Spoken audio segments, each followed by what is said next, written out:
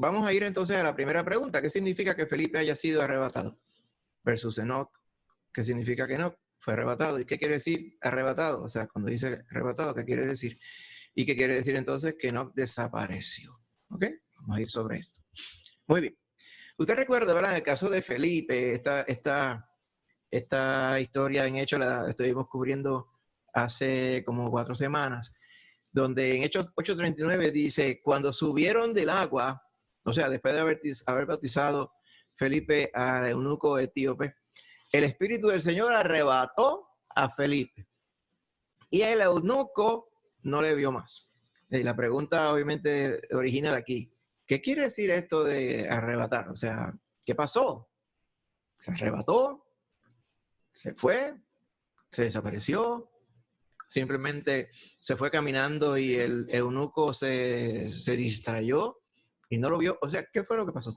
Para esto, pues hay que ver lo que quiere decir la palabra como tal. ¿Okay? Aquí hay dos elementos.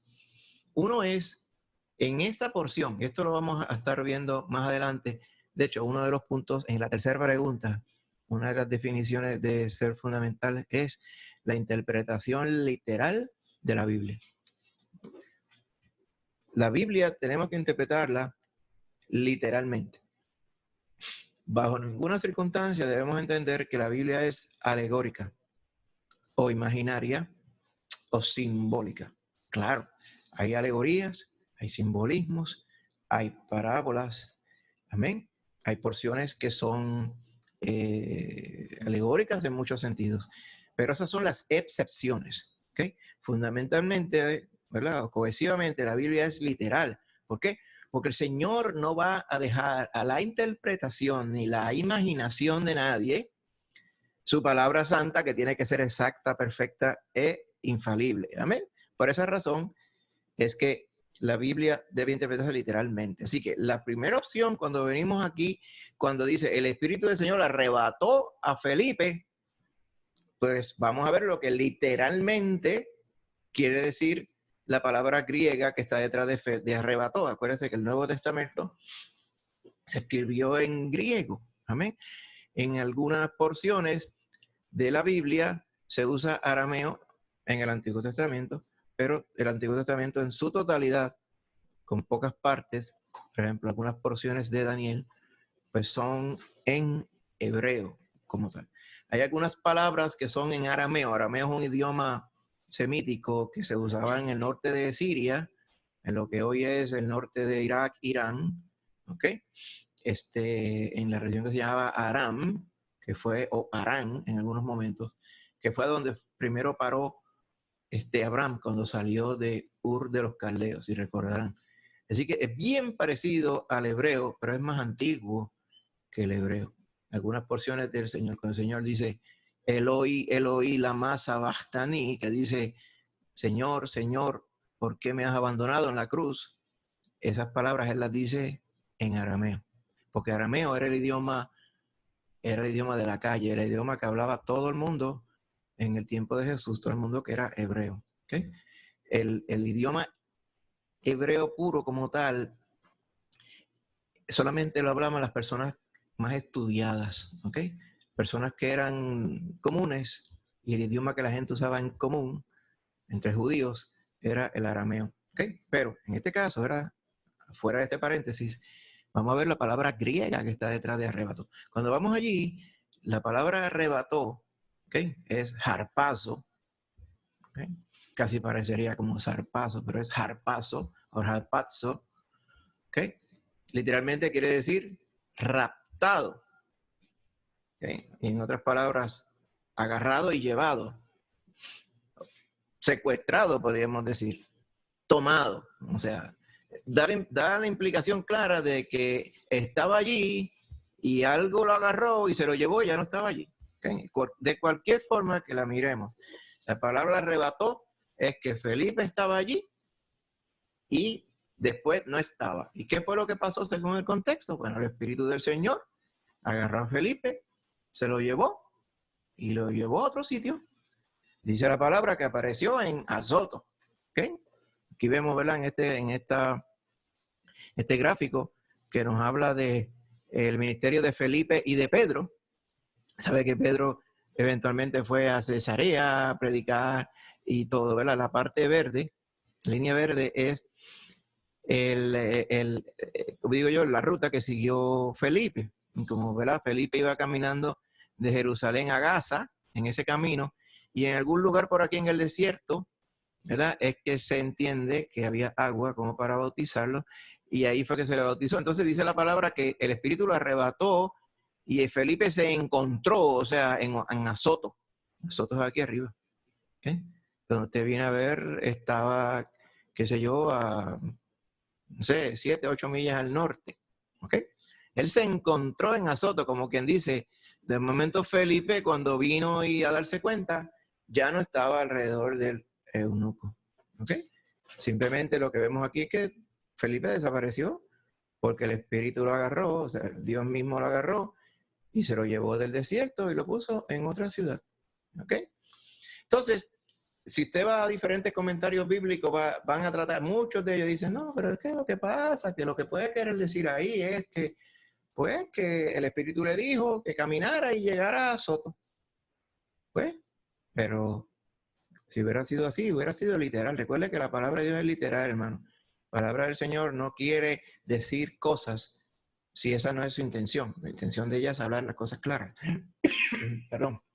Así que, cuando uno intenta, ¿verdad? Otras personas intentan negar la manera milagrosa de cómo Felipe desapareció, es algo fútil, ¿verdad? Es algo vano. ¿Por qué? Porque las mismas palabras que dice, las dice tan claras, que dice, Señor, el Espíritu del Señor arrebató a Felipe y se encontró en Azoto. ¿Sí? Pero hay otras porciones bíblicas donde se nos describe exactamente lo mismo con otras personas. ¿Okay? ¿Qué quiero decir? Que esto no fue la única vez que sucedió. Amén. Vamos a ver algunas de ellas para que usted pueda ver. Hay una que se encuentra en Primera de Reyes y en Segunda de Reyes, así que vamos a ir allá. Primera Reyes 18:12 dice, y acontecerá que luego que yo me haya ido, el Espíritu de Jehová te llevará a donde yo no sepa. Y al venir yo y dar las nuevas a Acab, al no hallarte él me matará. Y tu siervo teme a Jehová desde su juventud. Déjame darle un poquito de contexto aquí. Este varón que está hablando en el versículo 12 se llama Abdías. Abdías era un siervo del rey Acab, el que él menciona aquí. Acab era el esposo de Jezabel, para que vayan viendo de qué estamos hablando aquí. Y entonces este rey malvado simplemente quería buscar a Elías para enjuiciarlo y echarle la culpa de todo lo malo que estaba pasando en su reino. Las cosas en el reino de Acab estaban mal porque Acab era una persona mala con velocidad. Y él quería hacer todas las cosas al revés, como Dios les mandaba, y después le quería echar la culpa a alguien. ¿A quién le quería echar la culpa? Al profeta de Dios, a Elías. Pero Elías, el Señor lo había protegido milagrosamente a través de toda su vida. Y lo que está diciendo aquí es que Abdías llevaba un tiempo, pero larguísimo, buscando a Elías. Y un día lo encuentra. Y ahí cuando lo encuentra, Elías le dice, pues está bien, dile a Acab que me encuentre en tal lugar. Y Abdías le dice, ¿tú te crees que yo soy bobo, señor Elías? En cuanto yo dé la espalda para ir a buscar a Acab, el Espíritu de Jehová te va a llevar a otro lugar. Y cuando yo venga con Acab, cuando yo venga aquí y no te encuentre, ¿qué va a hacer Acab para mí? Me va a matar por hacerle perder el tiempo. ¿Okay? Así que eso es lo que ¿qué quiere decir aquí? Abdías claramente estaba seguro que Jehová se podía llevar a Elías. Ahora, la palabra llevará, que está en hebreo, se traduce llevará en español, es nazá. Y nazá quiere decir levantar, o cargar, o tomar, o la combinación de ellas. O sea, prácticamente tiene mucho que ver con lo que estamos viendo aquí. ¿Ok? Cargar, tomar, llevar, ¿ok? Levantar. Es el mismo sentido. O sea, aquí lo que está diciendo Abdías, yo sé que el Espíritu de Jehová te puede llevar como que de aquí a allá, así en un instante. Y estoy casi seguro que eso es lo que va a pasar. Por lo tanto, por favor, no no hagas eso porque me va a costar la vida a mí. Amén. Así que vemos esta evidencia. Ahora, eso que dice ahí Abdías, ¿habrá pasado realmente en el futuro? Pues vamos a ver lo que nos dice 2 de Reyes 2:16. Acá vemos. He aquí, dice en 2 de Reyes 2:16, y dijeron, he aquí hay con tus siervos 50 varones fuertes. Vayan ahora y busquen a tu Señor. Quizá lo ha levantado el Espíritu de Jehová y lo ha echado en algún monte o en algún valle. Déjeme darle un poco de contexto aquí. Ahora le damos fast forward a la historia de Elías, y ya Elías estaba terminando su ministerio y estaba ya preparando a quien iba a continuar su ministerio profético, que se llamaba Eliseo. ¿Okay? Eliseo es este varón que vemos aquí abajo, y Elías lo vemos aquí en el torbellino. Vamos a explicar qué pasa. Lo que estaba sucediendo era, ¿okay?, que Dios se había llevado a Elías y se lo llevó en un torbellino. Amén. Hay gente que dice que, a veces uno dice, se lo llevó un carro de fuego, pero no. Es que dijo, Jehová, Jehová, Jehová, carro de fuego de Jehová, Dios grande y poderoso. Eso fue lo que se imaginó Eliseo. Pero dice que Elías, Dios se lo llevó en un torbellino, o sea, como si fuera un tornado. Solamente que los que andaban con Eliseo, como no habían visto cuando Dios se llevó a Elías, le decían a Eliseo, oye Eliseo, vamos a hacer una cosa, mira, aquí hay 50 muchachos, 50 jóvenes, vamos a dividirnos y vamos a buscar por todos lados, porque lo más seguro, Dios se llevó, levantó a Elías y se lo llevó de aquí y lo puso en algún monte o en algún valle. ¿Qué quiere decir eso? Que es obvio que Dios hacía esto en el pasado, posiblemente de personajes que aún ni se nos narra en la Escritura, pero en este caso lo hizo literalmente con Elías, amén. Y levantado, aquí es la misma palabra que vimos acá, llevado, ¿okay? Exactamente lo mismo, naso, nasa, ¿okay? Así que es la misma palabra. Así que la Escritura dice claramente que los siervos de Eliseo pensaban, estaban seguros que el Espíritu de Jehová se habría llevado a Elías, y literalmente así fue como pasó. Así que el Señor se llevó a Elías. ¿Okay? Ahora, si vamos un poquito hacia atrás y vamos a Génesis, ¿verdad? En Génesis 5:24 nosotros leemos, estaba hablando de las primeras genealogías, de las primeras, creo que son 7 u 8 generaciones de Adán para acá. Y cuando describe a Enoc, dice, caminó pues Enoc con Dios y desapareció, porque le llevó Dios. ¿Okay? No se nos dice nada más, solamente habla en específico, le da un poquito de detalle sobre la vida de Enoc, ¿verdad? Muchas personas se imaginan Enoc quizás esperando que Dios se lo llevara de alguna forma. ¿Okay? La palabra llevó, en este caso es la kaj, ¿okay?, que quiere decir llevar, agarrar, obtener o recibir, como que dice, lo recibió Dios arriba, o sea, como que lo transportó y lo recibió arriba. Llevar, agarrar. La misma connotación que tiene nazá, ¿ok? Que simplemente quiere decir levantar, llevar, arrebatar, como cuando el Señor arrebató a Felipe. Así que Dios nos está diciendo claramente aquí que Él se llevó a Enoc. ¿Por qué se lo llevó? Pues no sé. En hebreo también, ¿verdad? Ese es hebreo, esa palabra, sí. No sabemos por qué se lo llevó. Sí sabemos que caminó con Dios, pero sabemos que Set, tercer hijo de Adán, también caminó con Dios, pero Dios no se llevó a Set. Sabemos que Adán caminó con Dios después que el Señor lo restauró, pero no hay evidencia que se lo haya llevado.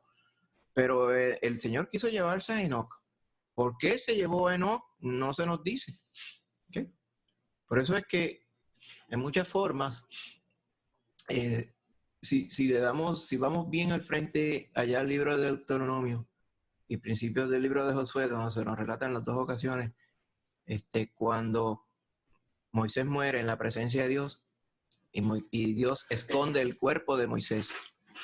O sea, no permitió que los hijos de Israel lo sepultaran, muy seguramente para evitar culto a las tumbas o culto a Moisés, porque mucha gente lo consideraba, claro, algo más que un varón de Dios, no simplemente como debería ser. Pues el Señor se lo llevó.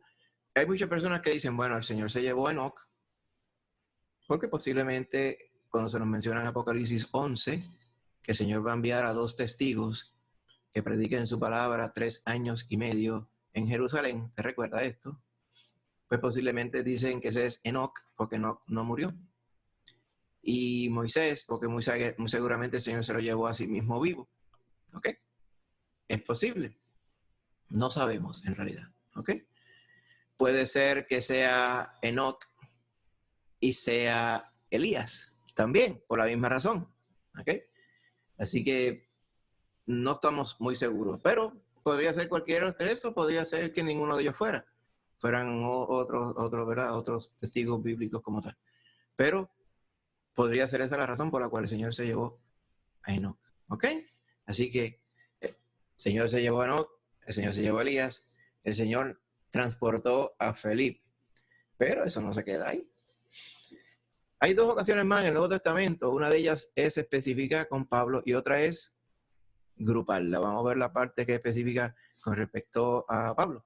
La prueba es definitiva de que Dios se llevó a Enoc, Elías y transportó a Felipe, la vamos a ver ahora en el Nuevo Testamento. ¿Ok? Se recuerda que a Felipe el Espíritu lo arrebató, harpazo. ¿Recuerdan esto, verdad? Esa misma palabra se emplea en 2 citas bíblicas más. 2 Corintios 12, versos 2 y 4. Y en 1 Tesalonicenses 4 y 17. Okay. Mire cómo dice, en 2 Corintios 12, 2 dice, conozco un hombre en Cristo, esto es Pablo hablando, que hace 14 años, si en el cuerpo no lo sé, si fuera del cuerpo no lo sé, Dios lo sabe, fue arrebatado hasta el tercer cielo. O sea, él conoce un hombre, ¿de quién está hablando él aquí? De él mismo. Lo que pasa es que es la forma, ¿verdad?, gramatical de él mismo decir esto. O sea, ¿por qué él está hablando eso en manera como en tercera persona, pero se refiere a él, obviamente? Entonces, él dice, hace 14 años, de cuando escribió Corintios, 2 Corintios, dice, fue arrebatado, ¿verdad?, hasta el tercer cielo. El tercer cielo, en los tiempos, ¿verdad?, bíblicos, se le llamaba, okay, ¿cuál era el tercer cielo? El primer cielo es el que usted podía ver donde estaban las nubes. ¿Okay? Eso era lo que coloquialmente se llamaba el primer cielo. El segundo cielo era donde estaban los astros, ¿okay? Que era, por ejemplo, donde estaba la luna, el sol, las estrellas de la noche y todo. Entonces, el tercer cielo, más allá de todo lo que se veía, se usaba para llamar la morada de Dios. ¿Okay?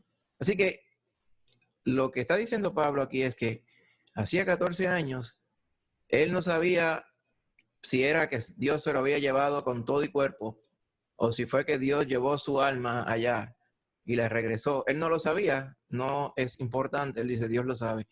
Y fue arrebatado, harpazo, hasta el tercer cielo. Y 2 versos más para adelante dice, fue arrebatado al paraíso, donde oyó palabras inefables que no le es dado al hombre expresar.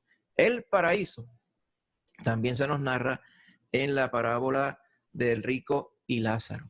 ¿Ok? Se le reconoce también como el seno de Abraham.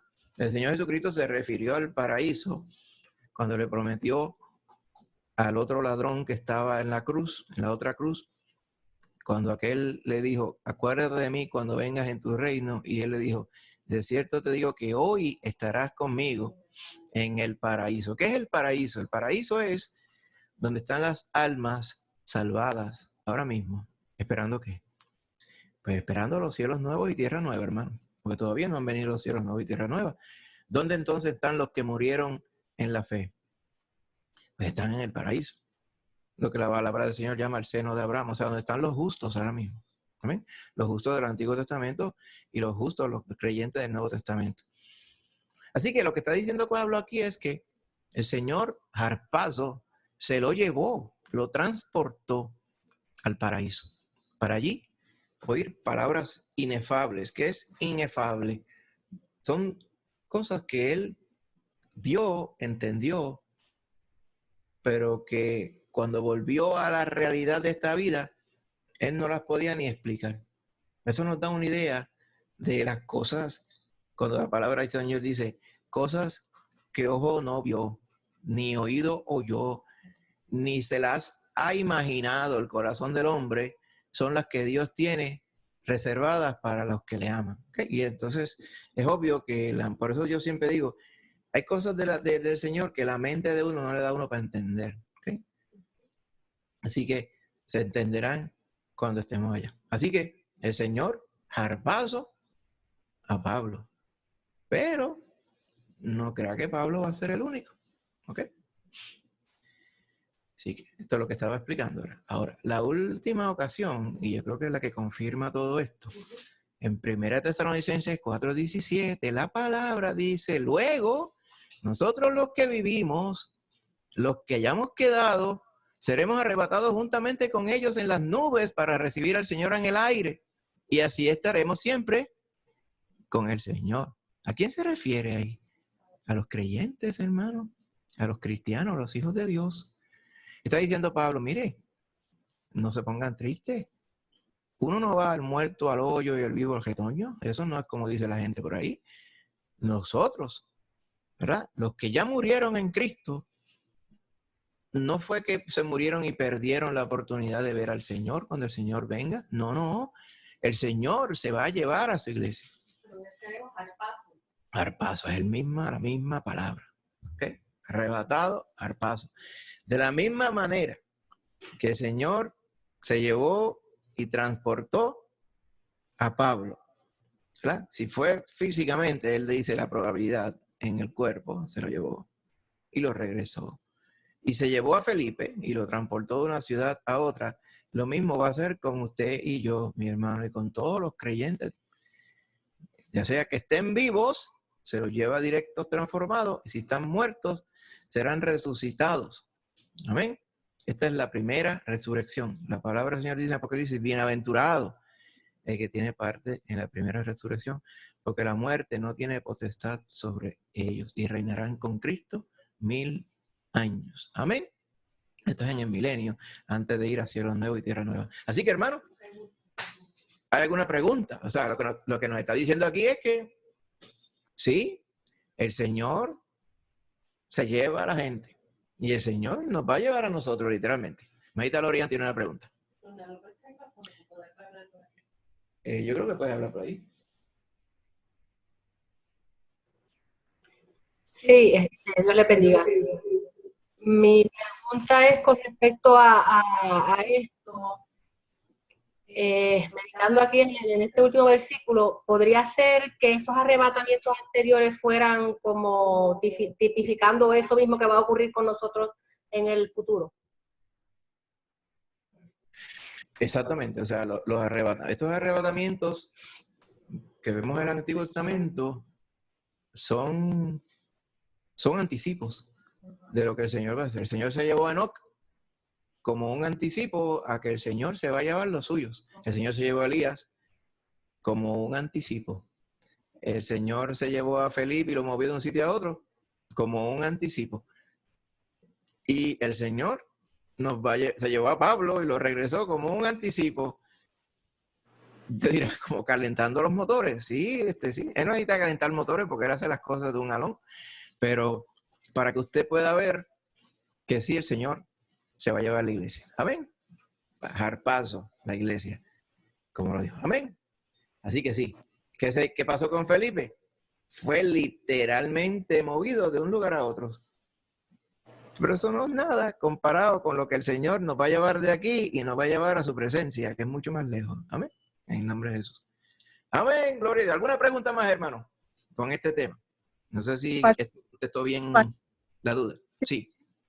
Pastor, tengo una pregunta. Sí. Cuando se comenta y se dice, el Señor taló a una persona.